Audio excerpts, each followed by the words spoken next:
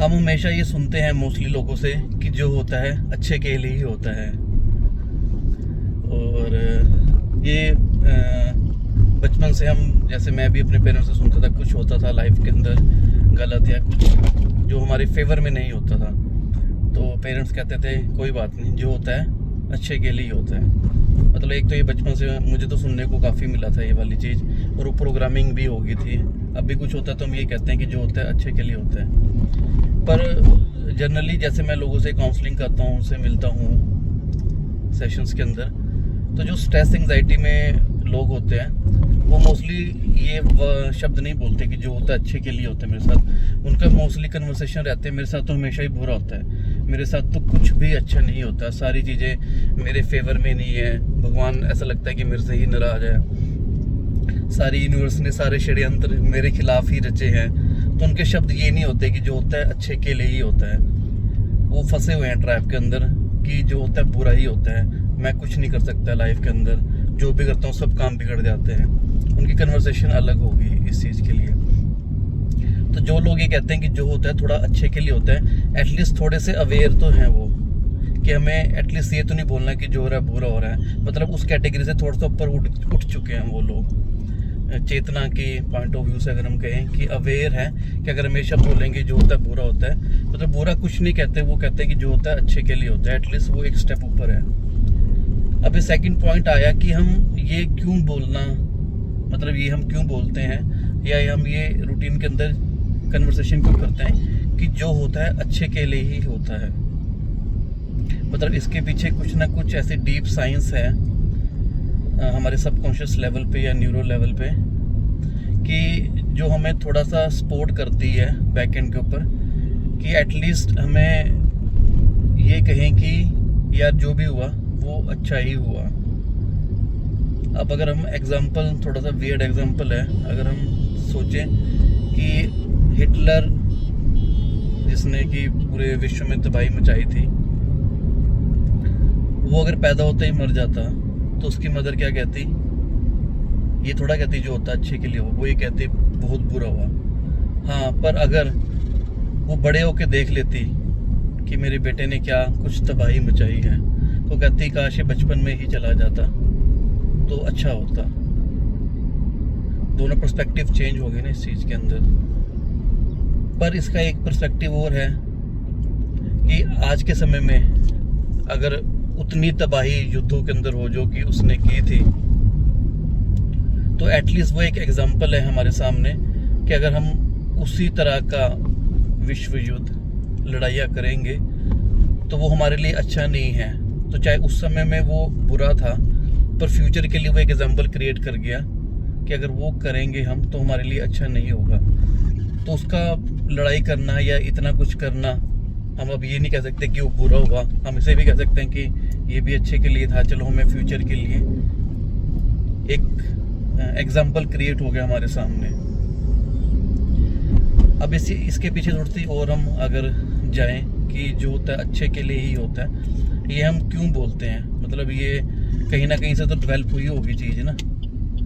ज़रूरत नहीं कि सारी चीज़ें उस पर्सन के लिए अच्छी हो, अच्छे का मतलब उसके फेवर में रहें। ये कॉन्सेप्ट हुआ ना कि अगर जो चीज़ आपके फेवर में है, जो काम आप करने का सोच रहे हैं, वो आपने किया। फॉर एग्जाम्पल मैं भी ड्राइव कर रहा हूँ और ड्राइव करते हुए एक्सीडेंट हो जाए, चोट लग जाए, कुछ हो जाए, तो मेरे फेवर में तो नहीं हुई, पर मेरी प्रोग्रामिंग है, मैं कहूँगा चलो जो हुआ अच्छे के लिए हुआ, एटलीस्ट गाड़ी ठुक गई पर मुझे चोट नहीं लगी।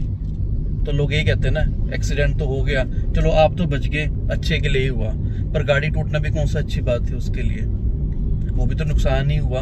पर उसको ओवरकम करने के लिए एक एक कॉन्सेप्ट हमने डाल दिया माइंड में कि जो होता है अच्छे के लिए ही होता है।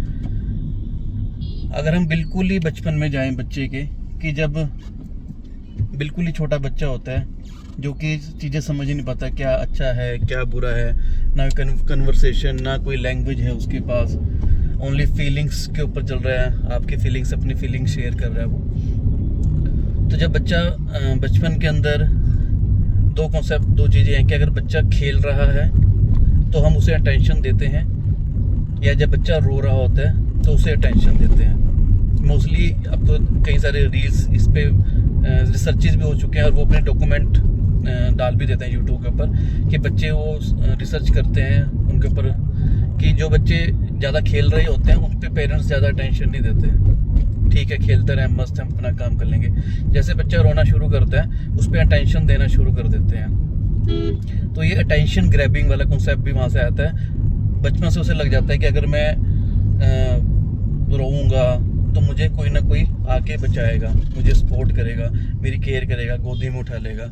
और ये बड़े होते होते तक वो चीज़ उसके अंदर फिक्स हो जाती है। वहीं पे ये चीज़ आती है कि जो होता है अच्छे के लिए होता है। तो इसके पीछे वाली चीज़ जो क्या आ रही है कि कहीं ना कहीं हम उसको सांत्वना देने की कोशिश कर रहे हैं उस पर्सन को कि चलो जो हुआ अच्छे के लिए हुआ। डीप डाउन उसको क्या मिल रही है? सांत्वना मिल रही है आपके थ्रू। मतलब आपके कहने के अंदर कि जो हुआ अच्छा ही हुआ, उसके अंदर उसे हैप्पीनेस फील नहीं हुई, प्लेजर फील नहीं हुआ। हैप्पीनेस और प्लेजर भी एक अलग कॉन्सेप्ट है, उस पर हम जरूर एक वीडियो शेयर करेंगे कि दोनों ही बिल्कुल अलग अलग चीज़ें हैं। तो वहाँ पे उसे क्या लगा कि सामने वाला मुझे ये तो कह रहा है जो हुआ अच्छे के लिए हुआ, पर उसके अंदर भाव क्या है आपके बोलने के? हमारे भाव होते हैं सांत्वना देना, उसको हैप्पीनेस देना नहीं। तो वो डीप डाउन उसी लूप के अंदर चला जाता है कि चलो किसी ने मुझे सपोर्ट तो करी, सांत्वना तो दी ना। वो खुद नहीं इस ट्रैप से निकल पाते कि जो होता है अच्छे के लिए होता है। एटलीस्ट हमें दो चीज़ें तो चाहिए। देखो, हमने दो चीज़ें बना रखी हैं इंसानों ने कि जो होता है अच्छे के लिए होता है, या जो होता है बुरे, या मेरे साथ बुरा हुआ या अच्छे के लिए हुआ। दो चीज़ें ही हम लेके चलते हैं। एक तीसरा पर्सपेक्टिव भी देता हूँ आपको मैं। क्यों ना हम उस इवेंट को एक न्यूट्रल इवेंट मान ले कि जो होता है किसी रीज़न की वजह से होता है, कि everything happens for a reason. अब उस रीज़न को हम गुड और बैड के तराजू में ना तोलें तो हमारे लिए एक बिल्कुल नया पर्सपेक्टिव हो गया। थोड़ा सा इसको हजम करने में कई बार मुश्किल होती है। मेरे लिए भी जब मुझे चीज़ सीखने को मिली थी तो मैंने कहा था मैं तो बचपन से ये बोलता हूँ जो होता है अच्छे के लिए होता है। मैं एटलीस्ट ये तो नहीं बोल रहा जो होता है बुरे के लिए होता है, मेरे साथ सब कुछ बुरा हो रहा है, मैं फंस गया, मैं ये तो नहीं बोलता। तो मैं ये एटलीस्ट ये तो बोल रहा हूँ कि जो होता है अच्छे के लिए होता है। तो मुझे समझ आया कि हम अगर ये बोलना शुरू करें कि anything happens for a reason. अब उस रीज़न को हम अच्छा बोलें या बुरा बोलें वो हमारी इंटेलेक्ट पे डिपेंड करता है, हमारी कॉन्शियसनेस पे डिपेंड करता है। आप कितने अवेयर हो चुके हैं, कहाँ तक अपने आप को डेवलप कर चुके हैं, आपका माइंड कितना डेवलप हो चुका है, आप सिचुएशन को किस तरीके से देखते हैं। क्योंकि there is a field of possibilities in this universe. हर तरह की पॉसिबिलिटीज़ हैं। अभी मैं ड्राइव कर रहा हूँ तो इसमें भी मल्टीपल पॉसिबिलिटीज़ हैं कि मैं आराम से अपने ऑफिस पहुँच जाऊँ या फिर कुछ और भी हो सकता है। तो मैं इन चीज़ों को क्या लेके चल रहा हूँ? एज ए न्यूट्रल इवेंट लेके चल रहा हूँ, ना कि ये सोच के चल रहा हूँ कि ये हो जाएगा वो हो जाएगा। न्यूट्रल इवेंट मैं इसको मान के चल रहा हूँ इन चीज़ों को। तो सेम हम एक चीज़ को मान के चल रहे हैं, there is a field of possibilities in this universe and everything happens for a reason. अब उस रीज़न को हम अगर बचपन से उसी कॉन्सेप्ट में लेके चलें और कि मल्टीपल इवेंट्स हमारे साथ इकट्ठे हो जाए जिसमें हम कहें हमारे साथ जो होता है बुरा ही होता है, या फिर हम उसको कह दें जो होता है अच्छा ही होता है। इसको चेंज करके देखते हैं कि जो होता है एक रीज़न की वजह से होता है। अब उस रीज़न को आपको जस्टिफाई करने के लिए अपनी इंटेलेक्ट को स्ट्रॉन्ग करना पड़ता है।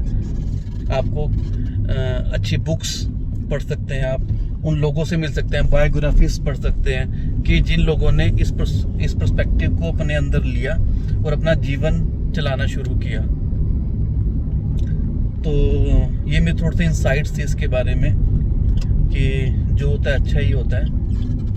मतलब एटलीस्ट हम खुद कहते थे जो होता है अच्छे के लिए ही होता है। तो वो सांत्वना देने वाला काम हम खुद के लिए भी करते रहते हैं। At least most of the time ये चीज़ लोग तो नहीं बोलते, हम लोगों से भी कन्वर्सेशन करते हैं, पर मोस्ट ऑफ द टाइम हम पूरे दिन के अंदर अपने आप से ज़्यादा बात करते हैं।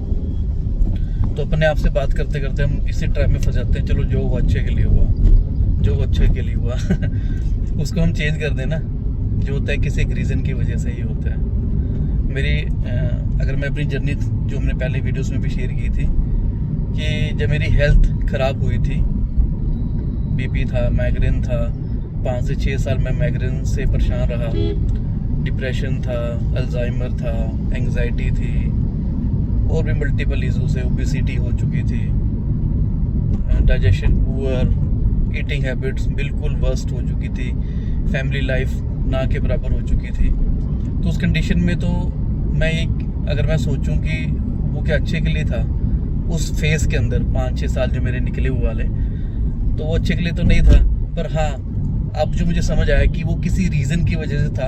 अगर वो मेरी लाइफ में इवेंट होते ही ना, मल्टीपल इवेंट्स, अगर मैं उसको इवेंट्स को यही सोच के मान बैठ जाता, पर मैं उससे निकला बाहर, हेल्थ पे ध्यान दिया, वेट लूज़ किया अपने सारी जो ये चैलेंजेस थे मेरे, जो लाइफस्टाइल डिजीज़ होती हैं, ये ओवरकम करी, कोच बना, NLP सीखी, माइंडफुलनेस कल्टीवेट करी अपने अंदर, ये सारी चीज़ें सीखी। तो ये मेरे लिए सारे एक इवेंट बन चुके हैं अब, कि those thing happen for a reason. अगर वो मेरी लाइफ में ना होते, अगर मैं ओबीस ना होता तो मैं शायद पतला होने के बारे में ना सोचता, फिट होने के बारे में ना सोचता, और मुझे लगता है कि अगर BP की गोली है तो सारी ज़िंदगी खानी है, डायबिटीज़ होगी तो सारी ज़िंदगी गोली तो खानी है, और मोस्ट ऑफ दी पीपल इसी में पूरी ज़िंदगी निकाल देते हैं। उनको लगता है जो होता है अच्छे के लिए होता है, चलो ऐसे ही ज़िंदगी निकल जाएगी।